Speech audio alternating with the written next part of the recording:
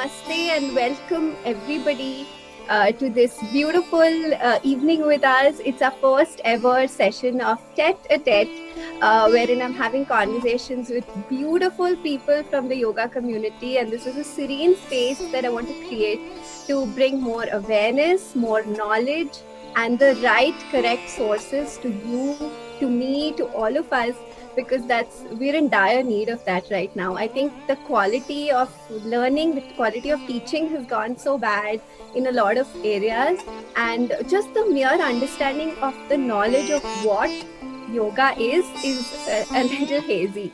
So this is a sincere attempt on our behalf to create a platform where we can get to the right sources and learn a lot more than we already know. And hopefully you will be connected to the right yoga teachers through this platform. So welcome to this space. And Umaji, I first want to welcome you. Thank you so much for doing this. Umaji was my teacher when I was doing my teacher's training course, and she's charming, she's elegant, and from the moment I met her, I was so fond of her. And I think with her smile and her aura, you already know that her every element of hers speaks of yoga, and that's exactly the picture that I want to bring to all of you to understand yoga better. So thank you, Umaji. First of all, welcome and thank you for being here. Thank you, Ashwini. Thank you. Welcome. Namaste all. Sometimes when Ashwini talks, I'm wondering if this is the same person that I used to know growing up, Oh my You God. make everyone sound so wonderful. And I really have to, step back and witness myself in that position that you have put me, and it is just wonderful. Thank you so much for having me here. Always a pleasure to talk to you.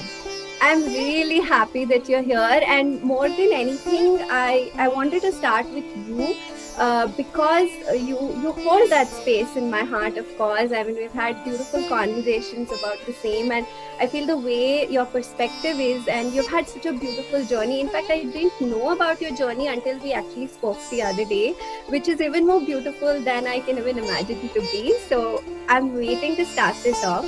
So to start off with, Umaji, can you please, like I heard and you mentioned that you started your yoga journey with your father, which is just, it's absolutely mesmerizing, to be in that space, to start with, someone who's so close to you and live a life with all of this surrounding you. So please tell us more about that.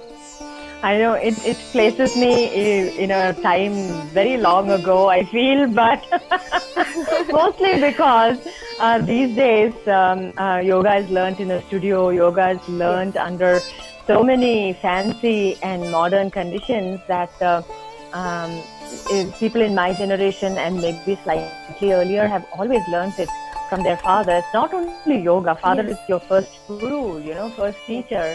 After your mother points your father, and it's all in his hands, after he's given birth to you.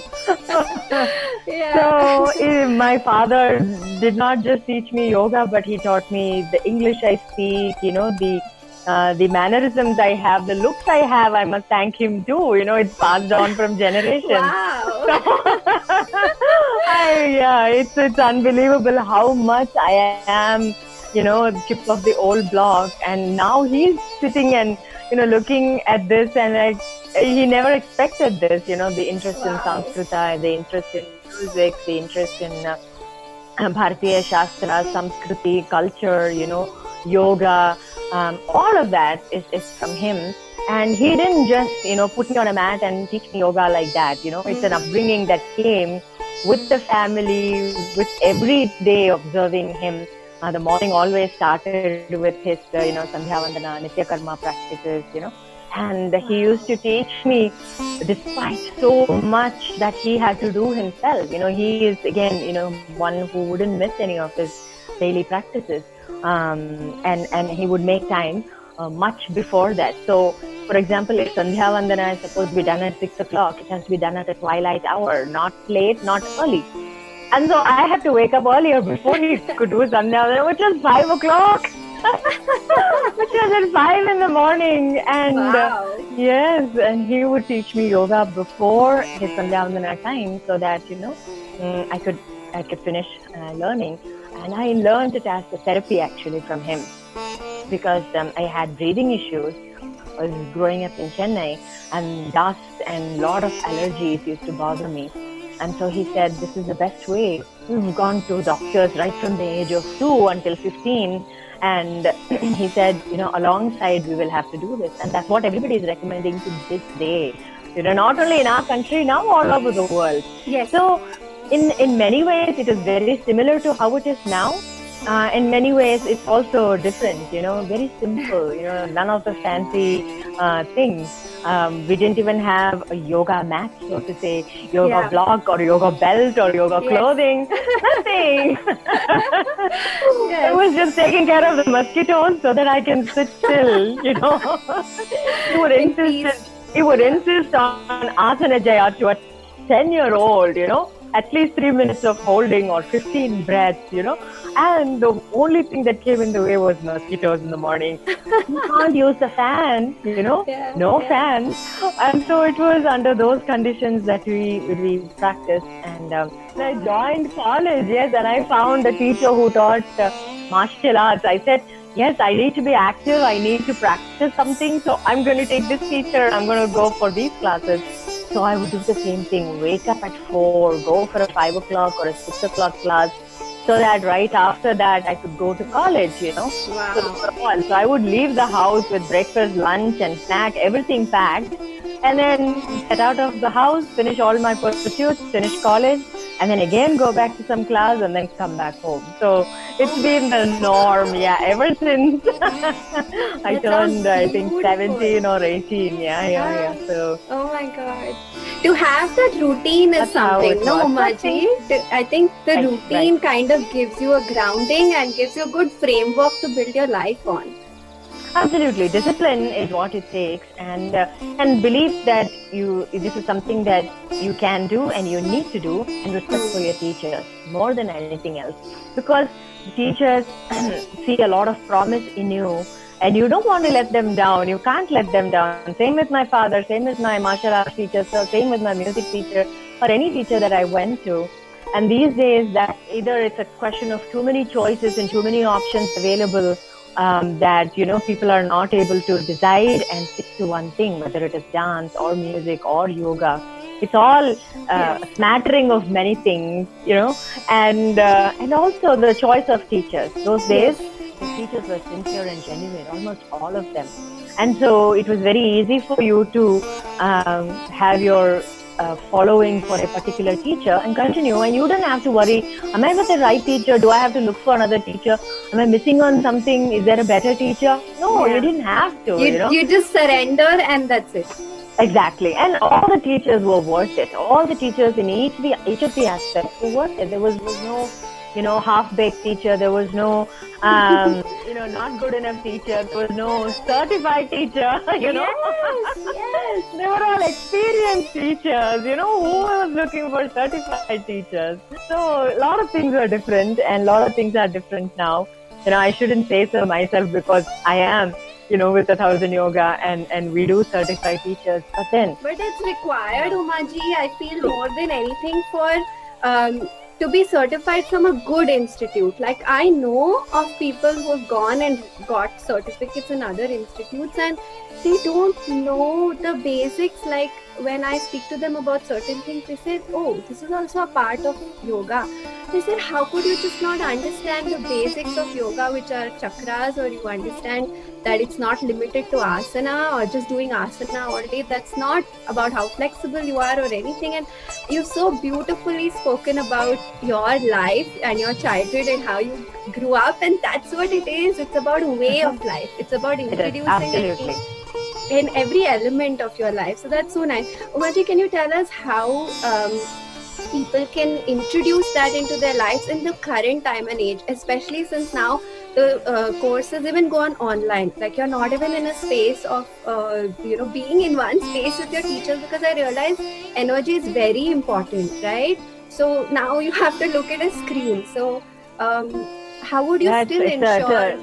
It's a very relevant question, and I did not think I was going to start teaching online. It was Me I'm neither. such a traditional practitioner and such a traditional teacher, but online was something that came very naturally due to a need, Yes. And if you are ready to, forget some of the things like, it's really something that does not vibrate with your own energy or with your student energy. If you're ready to obliterate the screen and see beyond and feel the energy of the student, it is possible. And I wouldn't settle down for anything less, really. And so I'm able to find the best out of the moment. And so it's not bad. But coming back to your question of how can you identify and continue this tradition of yoga and guru bhakti and guru parampara and parampara of practicing yoga with less and less, instead of Bluetooth headsets and television. You see that big screen TV behind? So I have a laptop, and then I connect through an HDMI cable, and I can see everybody close Oh up. wow! Yes, That's and nice. so it's really like an interstellar, Star Trek control ship or whatever it's called. I have a Wi-Fi unit there with a UPS support, so that even if the electricity goes, my internet is on. Absolutely, I know. And I have full screen TV that's also supported on UPS. I have Bluetooth. I have a laptop that is like, it's like out of this world, that just makes everything possible. The whole world may be dark, but my class will still go on. Wow, that's such a beautiful thought. Whole world may be dark, but your classes go on, and that's exactly how yoga is, Umaji. About wherever there is darkness or whatever outside, your yoga is holding you. Your yoga is taking you and going ahead. Exactly, and I'm able to still help people who are in need of this connection, this practice, to bring them out of whatever they are going through, either physical, physiological, psychological, pains that they are going through. And so, I cannot be rooted to my belief that I'm not going to teach online, I'm not going to do this, this is not right. Which is very true when some of the more traditional teachers are holding on to. But I don't know, sometimes if you think too deeply, which I don't want to sometimes, is there a post-COVID situation? Is there situation going to change? Or, are we going to go to a new normal? I don't want to think about all that. What I can do now, what I can do today, what I'm feeling now is I want to share. And so if the screen is going to be in the way. Yes, no, I must add to this. Sorry to interrupt you, but my perspective on online classes was similar, wherein I said, okay, fine, even if I'm taking online classes for someone who's staying far away in Bangalore, come once a month, because I have to have a one-on-one session with you.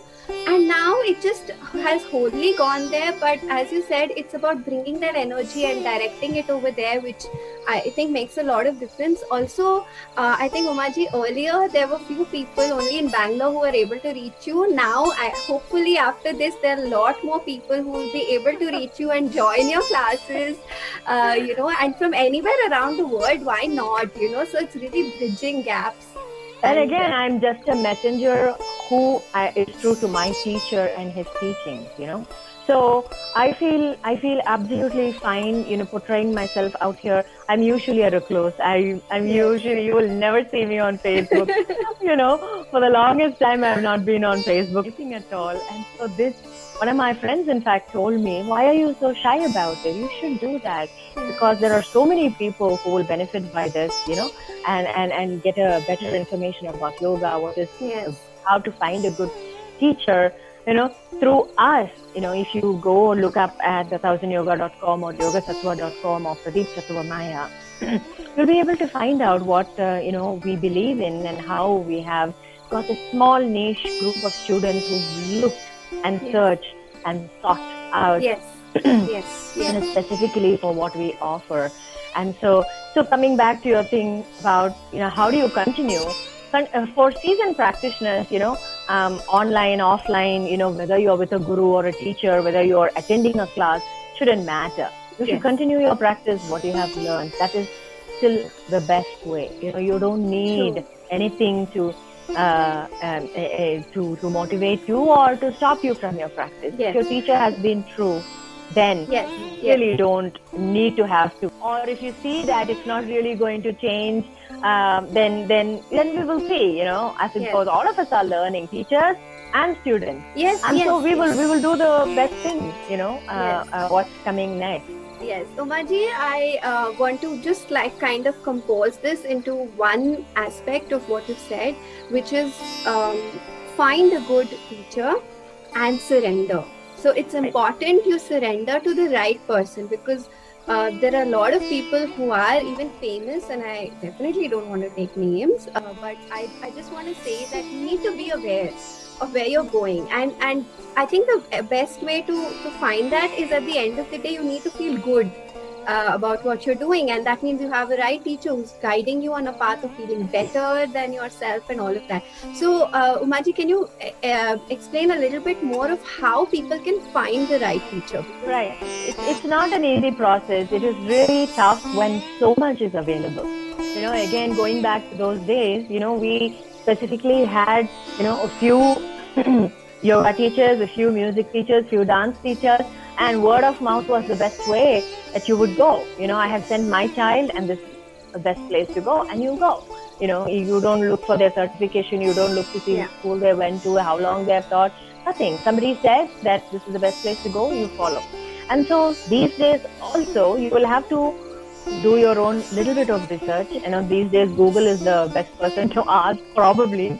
But you will have to go ahead and do your research. Take time. Don't jump into anything for the sake of a certification or for the sake of completing something. And not just go by names or fame, because that's really not 5-star ratings and 526 reviews. It does matter when you have such a big choice and still you're confused, particularly the international students, and India is so unique and different for them, and try finding a teacher from all the way there, from halfway across the world. It's going to be even more difficult. But then Pradeep has always said, look at the lineage of the teacher that you're going to, and that's going to tell you.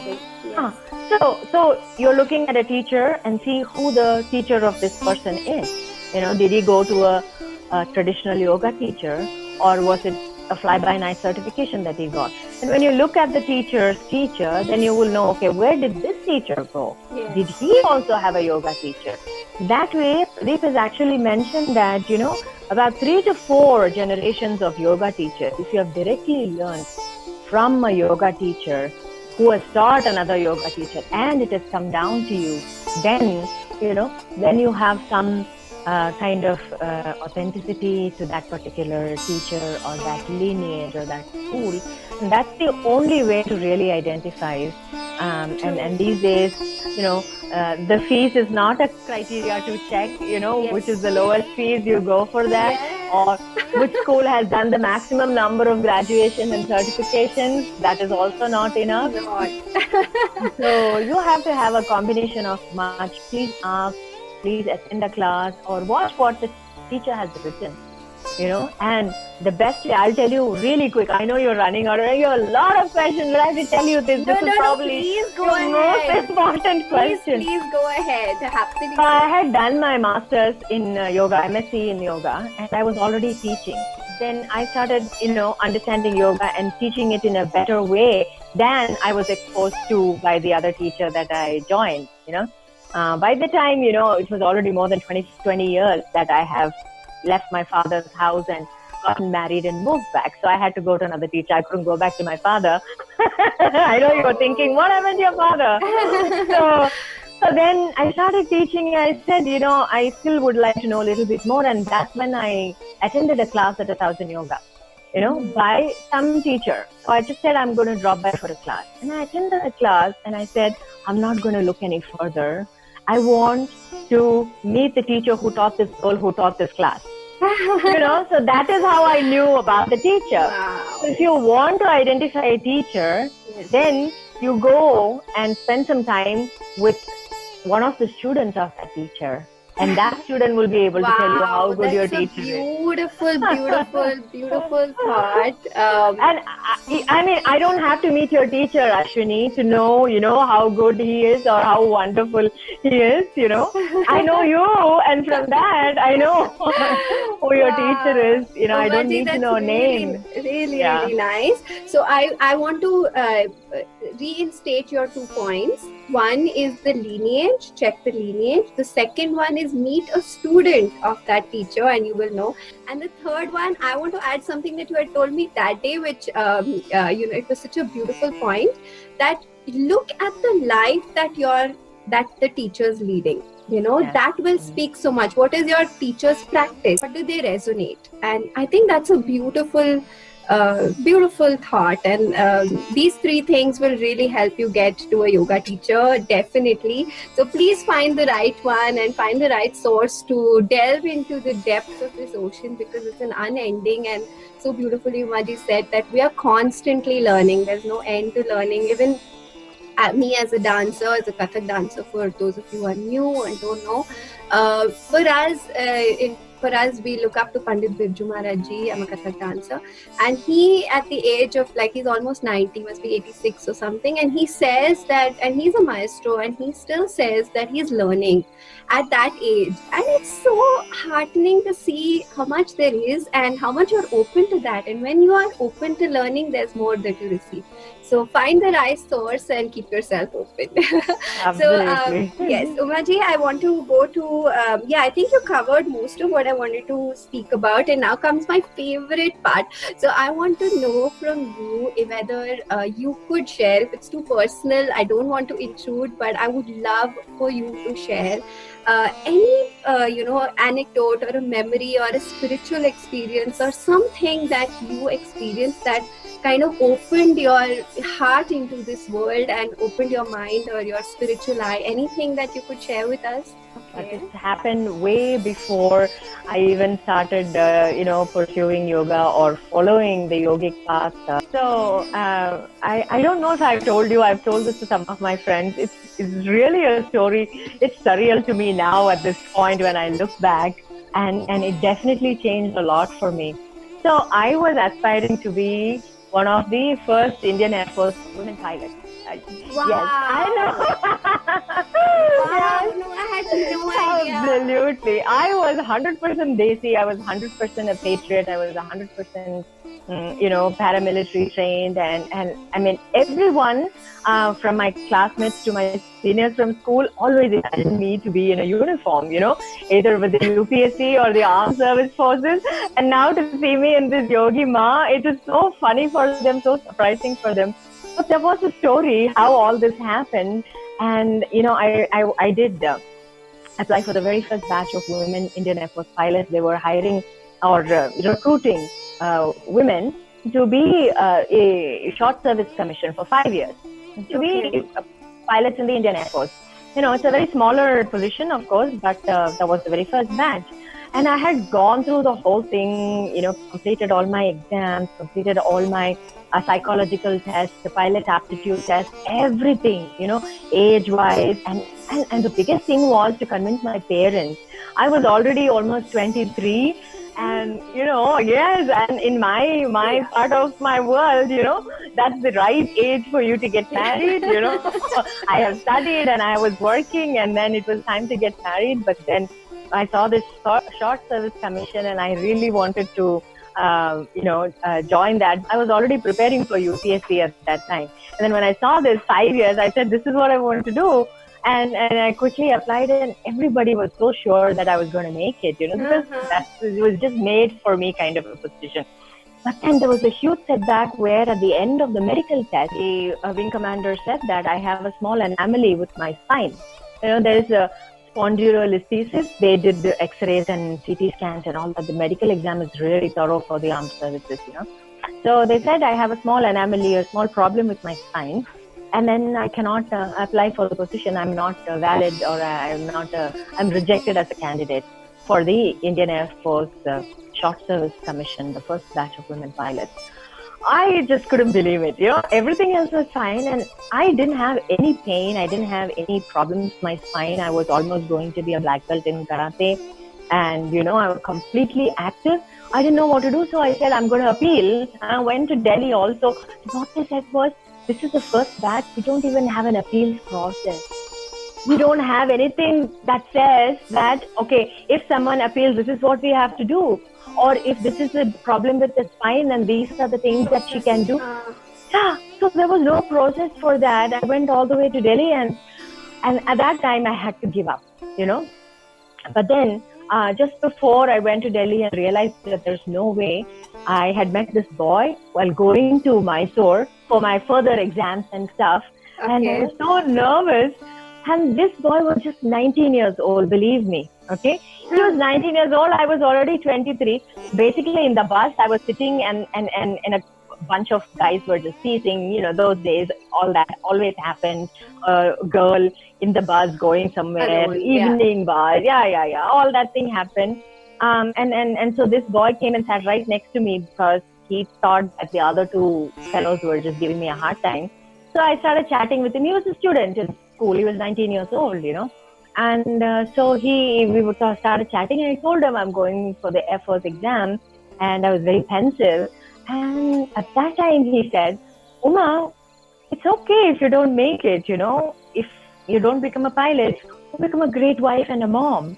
He was 19, and to me at that time I'm like, wife, mom, no way. But I remembered it. Because I remembered that for every day I was a wife and a mom, because at the end it did happen that I couldn't become a pilot. And then the immediate next thing that I did was my father said, okay, it was this or that. And so that didn't happen. And so it's time for you to marry. And I had to listen to my parents.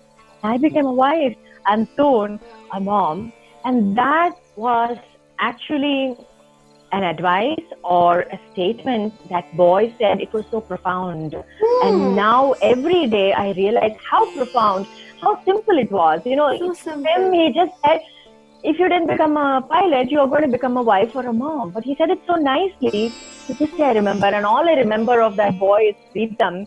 I don't even think he was a yogi. Okay? I don't even think he was, so Umaji, this is so well read, because this is not in the literal sense of what she's saying, but there's so much depth to that space.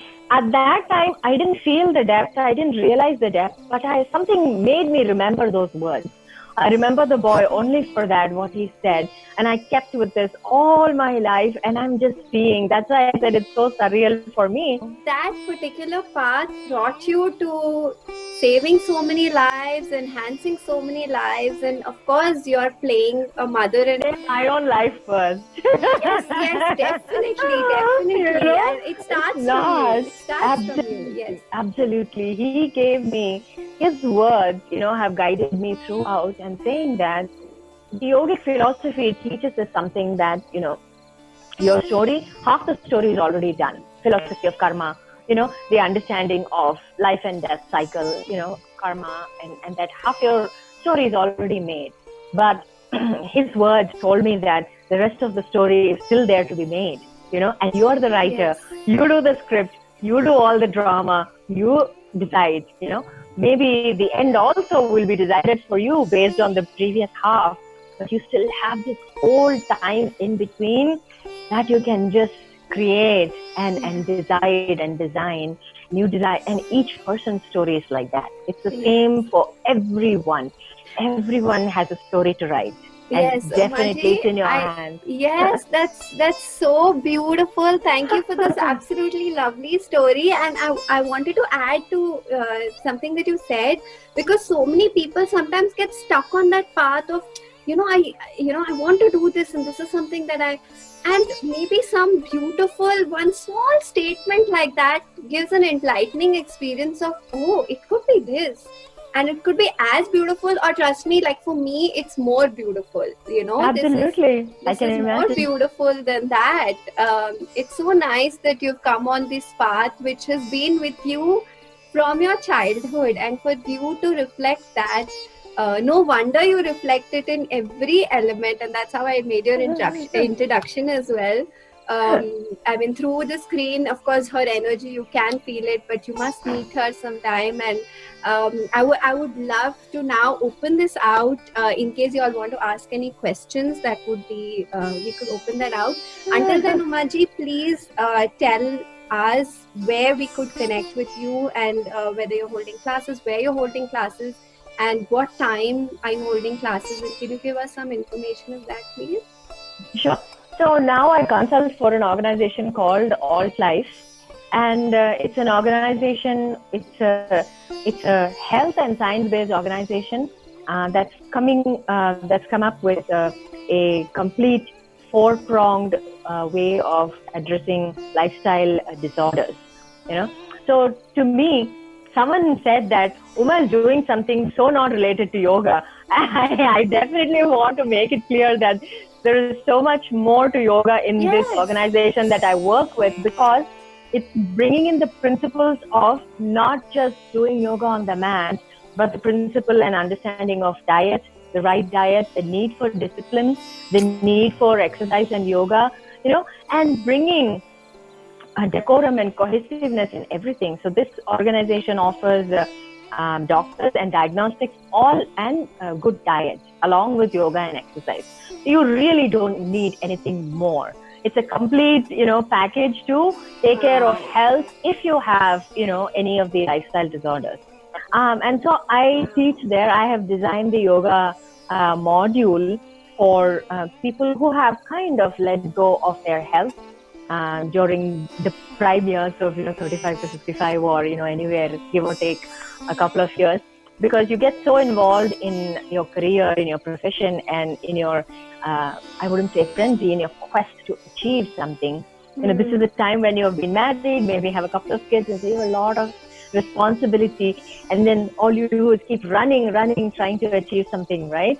And so you forget some things, and your selfless nature has allowed you to sacrifice your health. And so I'm very happy to be able to formulate a yoga program for them. So this is where I teach, but I'm also available at the 1000 Yoga website, 1000yoga.com.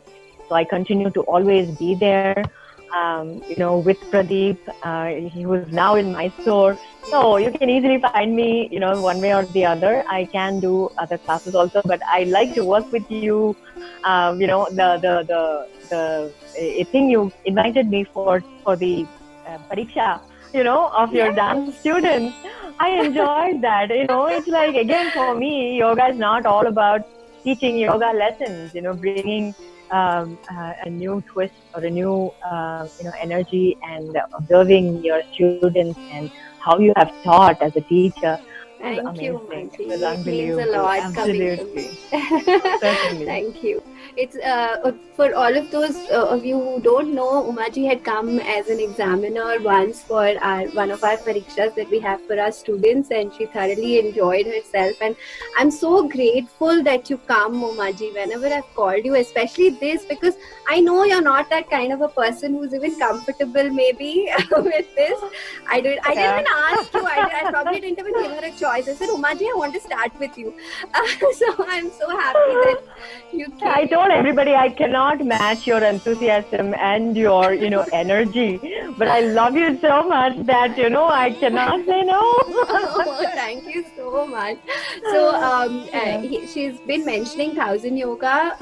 1000 Yoga Academy is where I did my teacher's training course. And Pradeep sir is just, oh my God, he's given me like a whole new perspective to life. Learning from there has given me, it changed my life entirely. So please do go and do the teacher's training there, or just like a yoga course to delve deeper, not to teach, but to just delve deeper into that beautiful form of understanding yourself. And I think so much of my self-discovery began from that space. So it was really nice to be there, and Umaji is still at 1000 Yoga and doing absolutely beautiful work. I will definitely be having Pradeep sir soon. He was really busy and he hasn't been able to come now, but he said in a few weeks mostly we'll have him too. So I'm really excited about that, and I'm so happy that you came here and you brought your beauty and your positivity and your energy onto this platform. So thank you so much, Umaji. Would you like Wonderful. to say What a anything? great evening. Yes, it's been absolutely beautiful. But thank you so much for watching, and lots of love to each one of you. Umaji, would you like to say anything before we end? Don't look for a post-COVID situation. Take each day, and like I said, write your own stories every single day. And, whatever gives you peace, continue that. And sometimes you feel terrified what's going to happen. But I would encourage everybody to look at others who are worse off than you, so that, you are able to help them. Yeah. And that brings out a better nature of you and makes you feel so much more empowered rather than shy away from this time and from these situations. Yes, that's beautiful. Yeah. Don't shy away from this time. Bring yourself out there. Thank you Absolutely. so much. And my message to everybody always is be kind to yourself. So with that note, we will end today's session. Thank you for this beautiful evening, Umaji. Thank you to Namaste. each one of you who've been with us. Namaste.